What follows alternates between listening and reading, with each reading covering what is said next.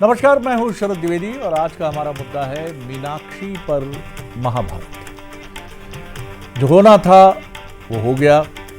हालांकि अभी मीनाक्षी नटराजन जी कांग्रेस की सीनियर लीडर और राज्यसभा की वो प्रत्याशी जो फिलहाल अपने इस अभियान में कामयाब नहीं रही हैं। जैसा आप और हम सब जानते हैं कि मध्य प्रदेश की जो 3 राज्यसभा की सीटें थीं, बाई एनुअल जो निर्वाचन होता है राज्यसभा के लिए, द्विवार्षिक चुनाव होते हैं राज्यसभा के, उसमें तीनों सीटें भारतीय जनता पार्टी के पास चली गई हैं। और जो तीसरी सीट थी जो संख्या बल के हिसाब से कांग्रेस के पास जानी थी, वो मीनाक्षी नटराजन जी का नामांकन निरस्त होने की वजह से बीजेपी के पास चली गई और महेश केवट को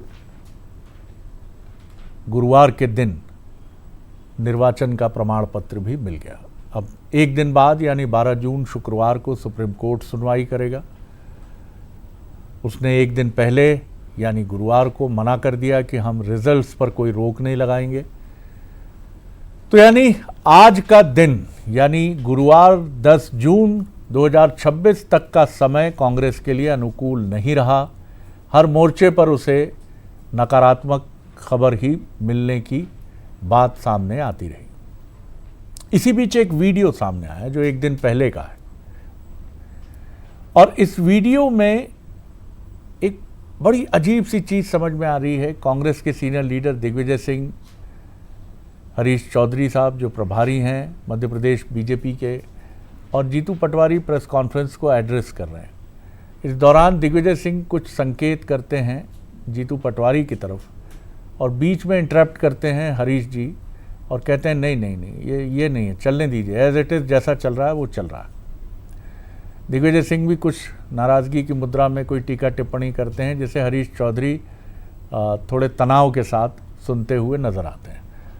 इस बीच जीतू पटवारी माइक्रोफोन बढ़ाते हैं, मीनाक्षी नटराजन भी बैठी हैं, वो भी कहती हैं कि हाँ दिग्विजय सिंह को बोलने दिया जाए, लेकिन दिग्विजय सिंह काफ़ी जिसे कहते हैं खिन्न अवस्था में कहते हैं नहीं नहीं नहीं नहीं, बोलो आप बोलो। होता है जब पीड़ा होती है, तकलीफ़ होती है, तो जैसा हम कहते हैं ना, एक दूसरे पर ब्लेम गेम भी होता है। इन्होंने किया, उनकी जिम्मेदारी थी, इन्होंने क्या किया, ये तमाम बातें कांग्रेस के लिए। लेकिन ये बार बार जो सामने आती है तस्वीर, हम ये नहीं कह रहे हैं कांग्रेस में बहुत फूट है, भीतरघात है, मत भिन्नता हर पार्टी का हिस्सा है, बीजेपी का भी हिस्सा है। बीजेपी उसे बहुत चतुराई से सार्वजनिक प्रेस कॉन्फ्रेंस और सार्वजनिक कार्यक्रमों का हिस्सा नहीं बनने देती। नेताओं के बीच में तनाव होता है, होगा ही, प्रतिद्वंदिता हर जगह है, लेकिन वो मंच पर परिलक्षित नहीं होती। कभी कभार अपवाद स्वरूप टीका टिप्पणियां हो जाती हैं, लेकिन कांग्रेस में बार बार ये सामने आता है। आज इसी पर डिबेट है, लेकिन पहले देखिए हमारी ये रिपोर्ट और आप सबकी उत्सुकता होगी कि आखिर क्या था उस वीडियो में, तो वो भी हम आपको अपनी रिपोर्ट में दिखा रहे हैं। मध्य प्रदेश राज्यसभा चुनाव में कांग्रेस की उम्मीदों को उस वक्त झटका लगा जब प्रत्याशी मीनाक्षी नटराजन का नामांकन खारिज हो गया। इसके बाद कांग्रेस ने चुनाव आयोग से लेकर सुप्रीम कोर्ट तक लड़ाई लड़ी, लेकिन फिलहाल कोई राहत नहीं मिली है। सुप्रीम कोर्ट ने चुनाव परिणाम घोषित करने पर रोक लगाने से इनकार कर दिया। नतीजा ये हुआ कि बीजेपी के तीनों उम्मीदवार निर्विरोध निर्वाचित हो गए। मतलब जिस सीट से कांग्रेस राजनीतिक संदेश देना चाहती थी, वहां उसे कानूनी और राजनीतिक दोनों मोर्चे पर झटका लगा।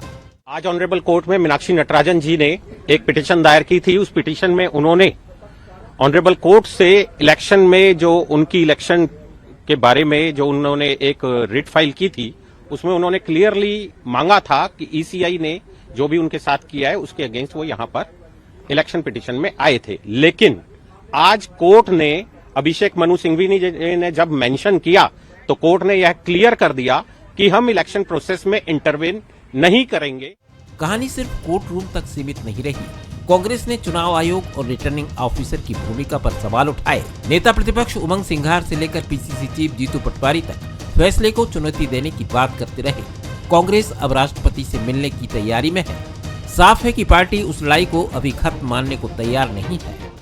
बार बार ये जो अंदेशा जताया जा रहा है कि लोकतंत्र संविधान खतरे में है, यही तो आधार है उसका। एक संघ का व्यक्ति बैठ गया रिटर्निंग ऑफिसर बन के और उसने अन्याय की पराकाष्ठा कर दी, मतलब चापलूसी की हद कर दी।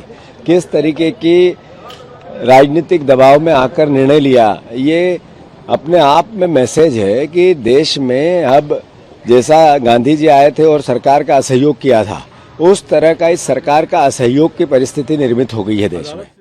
नटराजन की राज्यसभा सीट को लेकर चल रहे नाटक के बीच कांग्रेस की एक अंदरूनी तस्वीर भी चर्चा में आ गई। प्रेस कॉन्फ्रेंस में पूर्व मुख्यमंत्री दिग्विजय सिंह और संगठन प्रभारी हरीश चौधरी के बीच बातचीत का वीडियो सोशल मीडिया पर वायरल हुआ। वीडियो में मंच संचालन और वक्ताओं को लेकर दोनों नेताओं के बीच तनातनी दिखाई दी। आदरणीय साथियों,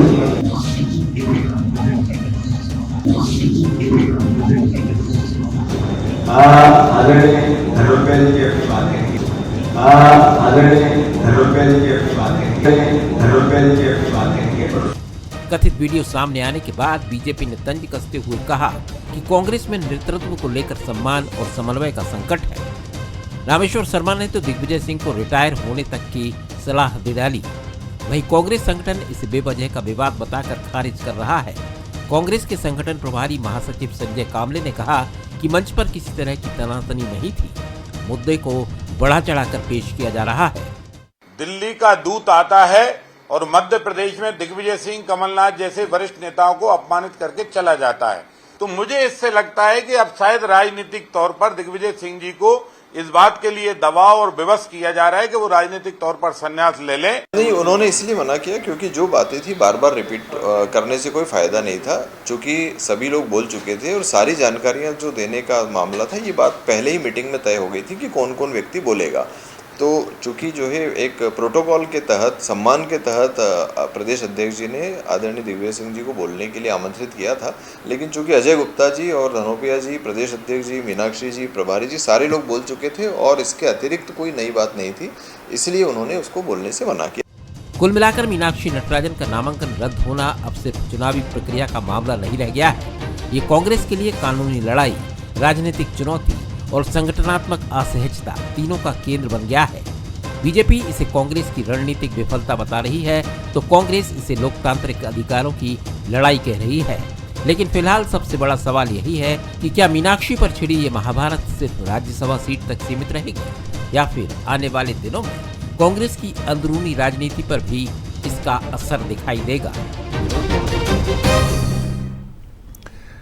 बीजेपी में जैसा हमने आपसे पहले कहा कि ऐसे मसले आते हैं लेकिन वो बहुत टैक्टफुली हैंडल करती है। कांग्रेस अगर बार बार अपने इसी रूप में सामने आती रही, जो उसका मूल स्वभाव है, निश्चित तौर पर युवा पीढ़ी जो बीते 12 साल से केंद्र में नरेंद्र मोदी जी के नेतृत्व वाली एनडीए सरकार को देख रही है और मध्य प्रदेश में 2018 को छोड़कर 2003 से 14 महीने की सरकार थी सिर्फ 2018 में, छोड़कर अगर हम देखें उस छोटे से टेन्योर को, तो बीते करीब 2 दशकों से जो युवा बीजेपी का एक डिसिप्लिन देख रहे हैं, वो अचानक तुलना करने लगते हैं कि कांग्रेस में, और मीडिया भी कई बार इस में उलझ जाता है कि कांग्रेस में बहुत अंतर्कलह है, उलझाव है। लेकिन एक सबसे बड़ा मसला ये है कि क्या कांग्रेस बीजेपी से जो बहुत अलग है पार्टी, विचार में, सोच में, चिंतन में, कार्यशैली में, वो अपने वरिष्ठ नेताओं को अलग करके क्या अपनी लड़ाई जीत लेगी? क्या दिग्विजय सिंह जो कह रहे हैं क्या उसकी उपेक्षा हो रही? कई बड़े सवाल है। हमारे प्रश्न देखिए, क्या मीनाक्षी नटराजन पर हो रही सियासी और अंदरूनी महाभारत जीत पाएगी कांग्रेस? क्या दिग्विजय सिंह, हरीश चौधरी जी का वायरल वीडियो कांग्रेस की कलह है? मीनाक्षी एपिसोड कांग्रेस की 2028 की राजनीतिक तैयारियों पर असर डालेगा? ये भी एक बड़ा सवाल है। हमारे साथ जो मेहमान हैं उनसे मुलाकात करिए। मेरे साथ स्टूडियो में है मनोज सैनी, हमारे executive editor political affairs. Manoj, स्वागत है। जगदीश द्विवेदी जी हैं, मध्य प्रदेश के वरिष्ठतम पत्रकारों में से एक, उनका बहुत स्वागत है। और 2 नारी शक्ति का प्रतिनिधित्व करने वाली प्रवक्ता द्वय हैं, भारतीय जनता पार्टी से मंजरी जैन जी, उनका बहुत स्वागत है। और कांग्रेस से डॉक्टर शिम्पी अग्रवाल, उनका भी बहुत स्वागत है। और शिम्पी जी की गंभीर मुद्रा बता रही है कि मस्तिष्क में विचारों का बादल उमड़ घुमड़ रहा है कि आखिर क्या कहना है, कैसे काउंटर करना है। हालांकि विपक्ष के लिए ऐसे मौके कम ही आते हैं कि उसके डिफेंसिव होना पड़े और रूलिंग पार्टी ऑफेंसिव हो, नहीं तो आमतौर पर खुलकर बल्लेबाजी करने का लोकतंत्र में मौका विपक्षी प्रवक्ता के पास ही रहता है कि धाएं धाएं धाएं धाएं गोलियां चलाते रहिए। जगदीश जी, पहली एक टिप्पणी आपकी लेकर मैं मनोज की तरफ आता हूं। कैसे देखते हैं आप, पहले तो उसी एपिसोड की, सो कॉल्ड एपिसोड की बात कर लें। हालांकि कांग्रेस में ऐसे वीडियो, ऐसे डिस्कशंस, ऐसे सो कॉल्ड कन्फ्रंटेशंस आते रहते हैं, आप कैसे देखते हैं इसे? क्या वाकई दिग्विजय सिंह जी को कहीं इग्नोर करने की बात है या ये सहज रूप से घटी एक घटना है? कैसे देखते हैं आप जी? सर जी, पहले बात तो मीनाक्षी नटराजन का नामांकन निरस्त होने की, मैं कहीं ना कहीं किसने किसको इग्नोर किया, किसने किसको क्या किया, ये सबसे पहली चीज तो सवाल कांग्रेस के सामने ये है कि मीनाक्षी नटराजन का नामांकन निरस्त क्यों हुआ। कहीं ना कहीं जब आप इस पूरे घटनाक्रम को, जिसको मैं भी देख रहा था, कि इस पे आप नजर अगर हम डालते हैं तो कांग्रेस की कमजोर तैयारी साफ दिखाई देती है। अब ये किस वजह से थी, अंतःकलह थी, क्या था, इस पे मैं नहीं जाना चाहूंगा, उनकी पार्टी का आंतरिक विषय है। लेकिन कमजोर तैयारी इसलिए कि जब आप पिछले 1.5 महीने से इस बात को सुन रहे थे आप मीडिया के जरिए, और मीडिया साफ कह रहा था कि तीसरी सीट पे बीजेपी को प्रत्याशी उतारना है और तीसरी सीट पे प्रत्याशी उतरेगा, उसके बावजूद आपने मुकम्मल जो तैयारियां होनी थी, मुझे जो लगता है वो नहीं किया। क्यों आपने डमी कैंडिडेट नहीं उतारा? आपको पता था कि हो सकता है जब बीजेपी आक्रामक मुद्रा में है और तीसरी सीट पर प्रत्याशी उतार रही है और आप उसके प्रत्याशी की घोषणा के बाद अपने प्रत्याशी का नामांकन भरवा रहे हैं, तो क्यों नहीं एक डमी कैंडिडेट होना चाहिए था? क्यों नहीं उसका भी नामांकन जमा होना था? आपके पास एक बैकअप तो रहता, आपने पूरा बैकअप ही खाली छोड़ दिया।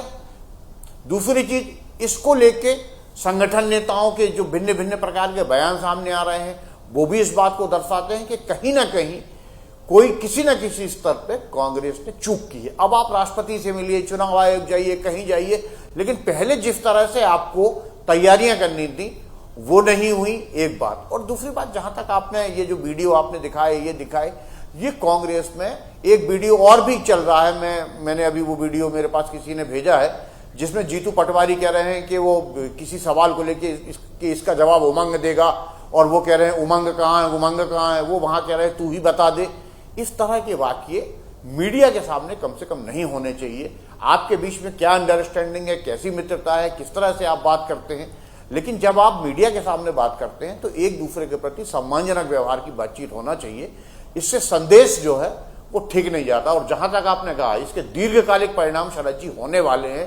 कांग्रेस जो लगातार, भाई बीजेपी ने तीसरा कैंडिडेट कैसे उतार दिया जब 10 वोट उसके पास, कहीं ना कहीं कोई, अब बातें कोई भी हो, लेकिन कहीं ना कहीं कोई ना कोई फीडबैक तो उसके पास था ना। और जब फीडबैक उसके पास था, तब आपकी तैयारियां जो मुझे दिखती हैं वो मुकम्मल आपकी नहीं थी।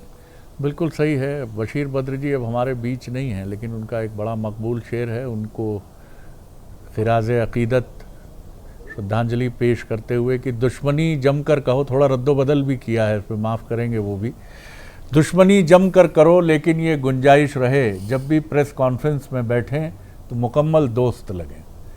ये बीजेपी ये करने में कामयाब हो जाती है, लेकिन कांग्रेस ये करने में शायद कामयाब नहीं होती। मनोज, एक छोटी टिप्पणी आपकी, फिर मैं राजनीतिक मेहमानों की तरफ चलूँगा। देखिए, इस पूरे घटनाक्रम के बाद अभी 2 मुझे बयान दिखाई दे रहा है। दिग्विजय सिंह भी, उन्होंने भी खुलकर बोला है, और फिर वही कहा उन्होंने कि अभी तक तो हम बाकी चीज़ें चोरी होते हुए देखते थे, सीट चोरी, लेकिन पहली बार देख रहे हैं कि सीट चोरी हो गई। ये एक नया नैरेटिव सेट करने की प्रयास है कांग्रेस की तरफ से, और यही राहुल गांधी ने अपने एक्स पर ट्वीट कर कहा है कि तो इसका मकसद ये है कि कांग्रेस अभी इसमें रुकने की तैयारी नहीं है। लेकिन शरद जी, घर परिवार में भी देखते हैं कि जब परिवार बड़ा होता है, लोग बुजुर्ग होने लगते हैं, तो ऐसा कहा जाता है कि वृद्धों की बात भी सुन लेना चाहिए, बुजुर्गों की बात भी सुन लेना चाहिए, और नहीं सुनते हैं तो फिर बर्तन खनकने लगते हैं। और उसी तरह की स्थिति कुछ कांग्रेस के भीतर दिखाई दे रही। यदि दिग्विजय सिंह कोई सलाह दे भी रहे थे, तो अब वो दौर तो है नहीं पहले जैसा। परिवार में भी हम देख रहे हैं कि अब जितना बुजुर्गों को सुनना है उतना ही नए लोगों को सुनना है, बल्कि बुजुर्गों को भी इस समय संभलने की ज़रूरत होती है, क्योंकि कब कैसा जवाब आपको मिल जाएगा। तो वही स्थिति कांग्रेस के भीतर दिखाई दे रही है। पहले आप लड़ते थे तो मोबाइल में कैद नहीं होते थे, अब आप लड़ते हैं तो हर चीज़ मोबाइल में कैद हो जाती है और भारतीय जनता पार्टी उसी का फ़ायदा उठा लेती।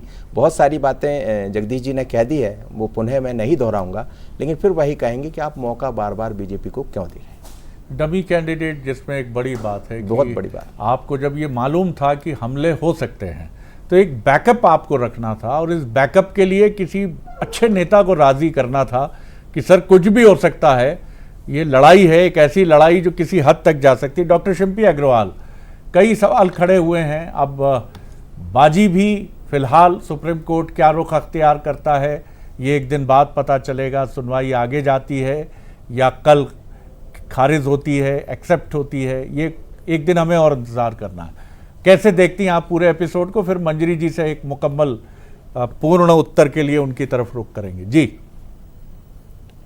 आदरणीय शरद जी, पहली बात तो ये है कि जब भी इस तरह का एपिसोड किसी पॉलिटिकल पार्टी के साथ घटता है तो उसके मेंटल स्टेटस का इफेक्ट होना बहुत लाजमी है, लेकिन लीगल ग्राउंड के ऊपर ये सारी आर्ग्यूमेंट स्टैंड नहीं करती हैं, क्योंकि हम एक डेमोक्रेटिक रिपब्लिक हैं और जो डेमोक्रेसी होती है वो इस बात पर आश्रित नहीं होती है कि किसी पॉलिटिकल पार्टी का इंटरनल स्टेटस क्या है।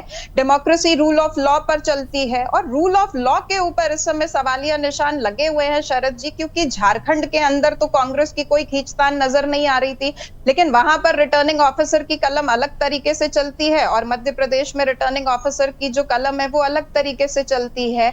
बजाय हम इस बात पर डिबेट करें कि पार्टी के अंदर क्या हो रहा है, हमें इस बात पर आर्ग्यूमेंट करना चाहिए कि जो संवैधानिक संस्थाएं हैं वो स्वतंत्र रूप से क्या काम नहीं कर पा रही हैं। क्या हम अरविंद शर्मा जी को इस देश का दूसरा अनिल मसीह कह सकते हैं, जिन्होंने किसी राजनीतिक दबाव में चुनाव को प्रभावित करने का प्रयास किया? यदि भारतीय जनता पार्टी ने आपके सामने ये दलील रखी कि मीनाक्षी नटराजन जी किसी आपराधिक मामले की अभियुक्त हैं, तो आपने बिजली की गति से उनका जो नामांकन है उसको खारिज कर दिया। क्या आपने इन डॉक्यूमेंट्स को वेरीफाई करने का प्रयास किया?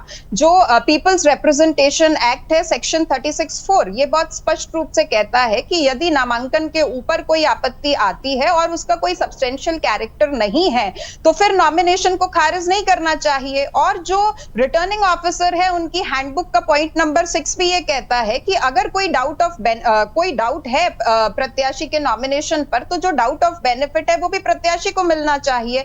और शरद जी, अभी कुछ दिन पहले का आपने मद्रास हाईकोर्ट का भी निर्णय देखा होगा, जहां पर जस्टिस जे जयचंद्रन जी ने ये निर्णय सुनाया कि जो एआईडीएमके के प्रत्याशी थे उन्होंने रिटर्निंग ऑफिसर के साथ मिलकर चुनावों को प्रभावित करने का प्रयास किया। तो रिटर्निंग ऑफिसर की भूमिका संशय में आती है। And I quote Madras high court, जो ये कहते हैं कि यदि न्यायालय इस पर समय रहते निर्णय नहीं करता है तो फिर जो राजनीतिक सत्ता है वो तानाशाहों की गोद में बैठ जाएगी। जब हम सुप्रीम कोर्ट से ये निवेदन करते हैं कि आप प्रायोरिटी बेसिस के ऊपर इस केस को हियर करिए, तो वो हमें कल का समय दे देते हैं और आज 4 बजे के बाद यहाँ पर तो प्रत्याशी है वो विजय घोषित हो जाता है। तो शरद जी, क्या इस देश के अंदर चुनाव जो हैं वो जनतंत्र से निर्धारित होंगे या अधिकारियों की कलम से निर्धारित होंगे? जो राजनीतिक दबाव के अंदर यदि काम कर रहे हैं तो हमें उस पर आर्ग्यूमेंट करना चाहिए। लेकिन ये भी एक महत्वपूर्ण बात है, आप दोनों पार्टियों के लिए ये बात बहुत इंपॉर्टेंट है कि जब एक विपक्ष में होता है, एक पक्ष में होता है, और जब स्थितियां बदलती हैं, लेकिन कहानी एक ही होती है कि देश की जो कॉन्स्टिट्यूशनल एजेंसीज हैं उन पर बड़ी ताकत से उंगली उठती है। आज बीजेपी का ये भी आरोप है कि दिग्विजय सिंह जी ने सुप्रीम कोर्ट को लेकर एक आपत्तिजनक टिप्पणी की, तो फिर हम किस पर भरोसा करेंगे? सुप्रीम कोर्ट भी कह चुका है तोता हैं एजेंसियां। फिर ऐसे में अगर एक संदेह भर जाएगा एक दुनिया के सबसे बड़े लोकतांत्रिक देश में अपनी ही एजेंसीज को लेकर, तो बहुत सारे सवाल खड़े होंगे। तो ये भी एक महत्वपूर्ण बात है कि इसका हल ढूंढा जाना चाहिए कि राजनीतिक आरोपों की बाढ़ में हमारी कॉन्स्टिट्यूशनल एजेंसीज और हमारी जो जांच एजेंसियां हैं वो आखिर कब तक लांछित, अपमानित और प्रश्नांकित होती रहेंगी। मंजरी जी कई सवाल खड़े किए हैं, कुछ कोर्ट भी किए हैं उन्होंने, न्यायालयीन फैसलों के, मद्रास हाई कोर्ट की उन्होंने बात की है, उन्होंने हैंडबुक का हवाला दिया रिटर्निंग ऑफिसर की, और उन्होंने कुछ अन्य कानूनी पहलुओं का भी जिक्र किया है। आप सिलसिलेवार जवाब दीजिए। जी मंजरी जी। हाँ जी, सभी को नमस्ते। सबसे पहली बात तो अभी तक तो कांग्रेस ये मानने तैयार नहीं थी कि कोई इनके ऊपर केस है, तो जब हमने ये लेकर आ गए और उनको ये दिखा दिया कि ये केस है और ये इतनी तारीख को इनको सम्मन जारी हुए थे और इतनी तारीख को 24 अक्टूबर को इन्होंने जवाब दिए थे, 17 सितंबर 2025 को इनको सम्मन आया और 24 अक्टूबर 2025 को इन्हें जवाब दिया है। अब आई बात कि मद्रास हाईकोर्ट ने क्या कहा, रिटर्निंग ऑफिसर के ऊपर भी आपने आक्षेप लगा दिए। तो शरद जी, आपने खुद ही कहा कि हमारी लोकतांत्रिक संस्थाओं के ऊपर प्रश्न चिन्ह लगाना, हमारी संवैधानिक संस्थाओं के ऊपर प्रश्न चिन्ह लगाना, ये कांग्रेस की संस्कृति बन चुकी है। अपने नाकारापन को ढकने के लिए सबको कटघरे में खड़ा करना, लेकिन ये जो संकट है इनकी पार्टी के अंदर का है, उस पर आत्मचिंतन नहीं करना, उस पर मंथन नहीं करना है। लगातार गुटबाजी, नेतृत्व विहीनता, कमजोर संगठनात्मक शक्तियां इन पर हावी हो रही हैं, लेकिन उस पर काम नहीं करना। अभी जो धरना प्रदर्शन हो रहा है उसमें भी किस तरीके की अभद्र भाषा का प्रयोग किया जा रहा है, गाली गलौज तक की जा रही है। तो ये कांग्रेस की जो है वो संस्कृति बन चुकी है। लेकिन हमें अपने न्यायालय पर, अपनी संवैधानिक संस्थाओं पर, अपनी न्यायपालिका पर, हमें सब पर भरोसा है और जो भी निर्णय होगा हम उसको स्वीकार करेंगे। लेकिन आज की तारीख में हमारे तीनों प्रत्याशी विजयी हो चुके हैं। आपकी गुटबाजी देखिए, जैसे ही मीनाक्षी नटराजन का नाम घोषित हुआ था, असंतोष अंदर से पनपने लगा था। जिन्हें अपने नेतृत्व पर भरोसा नहीं है कि उन्होंने यदि कुछ डिसीजन कर दिया है तो सब उसके साथ होंगे। तो ये तो पटकथा जो है इनके अंदर से पहले से ही लिख दी गई थी कि मीनाक्षी नटराजन को कैसे हराना है। अब ये भाजपा को कोसते रहे, न्यायपालिकाओं को कोसते रहे, संस्थाओं को कोसते रहे, उससे कुछ होने वाला नहीं है। और ये इनका एक जो ट्रेंड बन चुका है, जो संस्कृति बन चुकी है, इसका खामियाजा आज जो भुगतना है, इससे बड़ा खामियाजा इनको भुगतना पड़ेगा। क्योंकि इनके पास अब नेतृत्व, नीति, विचारधारा कुछ बची नहीं है और विजन तो है ही नहीं। विजन क्या है? सिर्फ मोदी हटाओ, मोदी हटाओ, इस पर संगठन नहीं चल सकता। आज भारतीय जनता पार्टी का प्रत्याशी पूरी न्यायिक प्रक्रिया का पालन करता है, सारा फॉर्म भरा जाता है। ये कह रहे हैं कि फॉर्म में भरना जरूरी नहीं था। एक और राउंड की तरफ आता हूं, एक और राउंड। जगदीश जी, जो आरोप लगाए भारतीय जनता पार्टी ने, मंजरी जी ने, कांग्रेस के लिए ये बात 2003 के बाद हुए सारे चुनावों में कही गई कि वो कभी मैदान से बाहर नहीं थी। चाहे 2008 का चुनाव हो, 13 का हो, 18 में सरकार ही बनाई अल्प समय के लिए, वहां भी बीजेपी को यही कहा जा सकता है कि उसने अवसर का फायदा उठाया, मौका मिला और उसने मौके पर चौका जड़ दिया। जो एक राजनीतिक चातुर्य है, या उसको जो भी कांग्रेस उसको कुटिलता कहती है, ठीक है, पीड़ा से भरा व्यक्ति कहेगा। लेकिन महत्वपूर्ण बात यही है कि आखिर कांग्रेस की ये गुटबाजी, ये कोई रहस्य नहीं है। ये चुनाव हारे आपने क्यों है, बहुत साफ है उसकी वजह। ये सुधारना ही आपका एकमात्र ध्येय है और ये तब हो पाएगा जब वरिष्ठ और युवा पीढ़ी के बीच में एक समन्वय बनाने की कड़ी कोई ढूंढ पाएंगे आप। क्या आपको कोई संभावना दिखती है 28 के लिए? शरद जी, सबसे बड़ी जो विडंबना कांग्रेस की है, बिल्कुल मैं आपकी बात से सहमत हूं। इस बहुत 150 साल पुरानी इस राजनीतिक दल का आज भी गांव-गांव तक कार्य करता है और एक ऐसी पार्टी नहीं है जिसे पहचान बनाने की जरूरत पड़े। सालों साल, 40-50 साल सत्ता में रहने वाली पार्टी है। लेकिन आप देखिए, जो एक बिखराव का दौर चला, उस बिखराव के दौर को समेटने की कोशिश बहुत की गई। आप सत्ता में कभी भी आप एक तरफा चुनाव बीजेपी नहीं जीत पाई। पिछला भी चुनाव में परिणाम बहुत आश्चर्यजनक थे, जिसको लेके आश्चर्यजनक थे और जिसको लेके तरह तरह की बातें भी सामने आई। लेकिन सबसे बड़ी चीज जो है वो यही है कि कहीं ना कहीं नेताओं की टकराहट, कहीं ना कहीं नेताओं का जो आपसी ईगो कह लें, आपसी द्वंद्व कह लें, या उनके विचारों का और आपस में तालमेल ना बैठ पाना कह लें, ये कहीं ना कहीं कांग्रेस को नुकसान पहुंचा रहा है। ठीक है, संवैधानिक संस्थाओं पे आपको जो आरोप लगाना है लगाइए, वो आरोप लगाना आपका काम है और आप उस पर सवाल खड़े करिए। आप दुनिया भर के बहुत सारे उदाहरण हैं, मैं भी बहुत सारे उदाहरण तर्क उसमें दे सकता हूं इन बहुत सारी चीजों को लेके। है बात, फैसला कैसे हुआ विवाद का विषय हो सकता है, उसकी सुनवाई आगे जाके होगी, उस पर विश्लेषण भी आगे जाके होगा।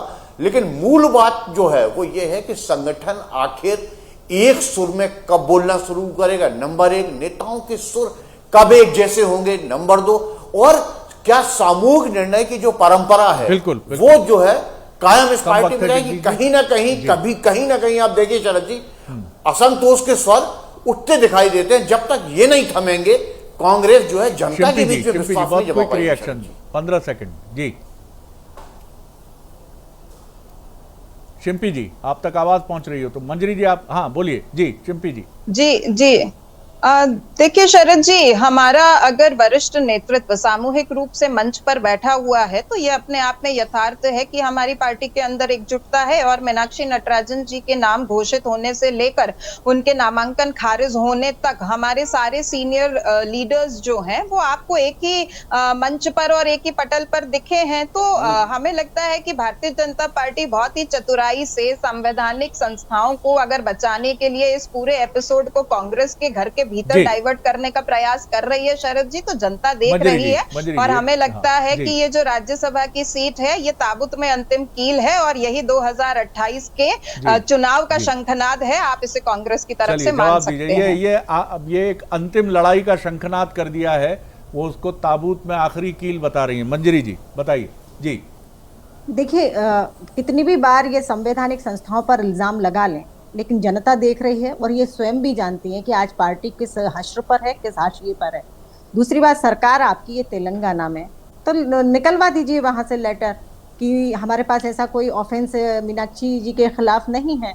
तो ये सब नहीं कर पाएंगे, अपने संगठन की कमजोरी को छुपाते हैं और दूसरों के ऊपर इल्जाम लगाते हैं, ये इनका काम है। और देखिए अब जो है इनके जो अंदरूनी जो खींचतान है वो उसी का कारण है कि आज कांग्रेस रसातल की ओर जा रही है।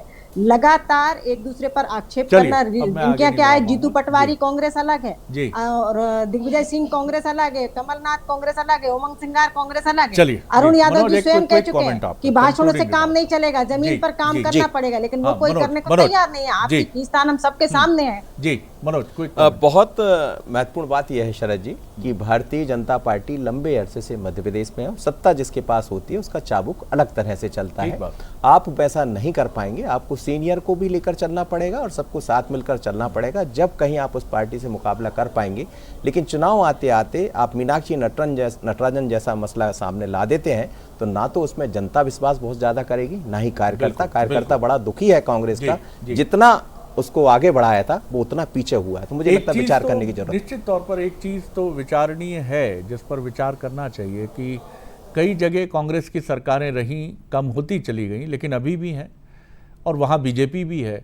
लेकिन बीजेपी से कांग्रेस में जाने का जो प्रतिशत है, आप इसको 1980 से देख लीजिए। 1980 से पहले जनसंघ था तो कोई वजूद ही नहीं था, संघर्षरत ही थी बीजेपी। लेकिन जनसंघ या बीजेपी से दूसरी पार्टियों में कितना फेरबदल हुआ और दूसरी पार्टियों का जिसमें कांग्रेस प्रमुख है वहाँ से कितना फेरबदल हुआ, यह आपकी वैचारिक शक्ति और दृढ़ता को तो दिखाता है। एक पार्टी ने इस पर बहुत फोकस किया, उसने कहीं एक नैतिक भाव भी भीतर भर दिया कि तुम जो अंग्रेज कहते थे कि हमारे नहीं हुए तो तुम अपने मुल्क के नहीं हुए तो हमारे क्या होगे। ये भाव क्या कांग्रेस में नहीं है? क्या उसके नेता बड़ी जल्दी कंप्रोमाइज करने के लिए तैयार हो जाते हैं? पार्टी मां और पिता की तरह है। अगर हम ये माने इस आरोप में बल है कि मीनाक्षी नटराजन को कांग्रेस की फूट ने हराया, कहां से आया वो पत्र, तो आपने अपने माता और पिता के साथ विश्वासघात किया। कौन है ये लोग जो विश्वासघात करते हैं सिर्फ ये बताने के लिए कि हाय हुसैन हम ना हुए? क्या वाकई ये सच है? अगर ये सच है तो कांग्रेस के लिए जीत का लक्ष्य काफी दुर्लक्ष्य है, काफी कठिन है, काफी चुनौतीपूर्ण है। क्योंकि जब आपकी नैतिकता कंप्रोमाइज हो जाती है, मोरालिटी जब आपकी कंप्रोमाइज हो जाती है तो सब कुछ कंप्रोमाइज हो जाता है। मैं नहीं कहता कि कांग्रेस में ये जो हमने कहा है वो सच है, लेकिन ये आत्मविश्लेषण का तो एक बड़ा विषय तो है ही। इससे कांग्रेस जरूर सहमत होगी। बहुत शुक्रिया शिल्पी जी, बहुत शुक्रिया मंजरी जी, बहुत शुक्रिया जगदीश जी, बहुत धन्यवाद मनोज।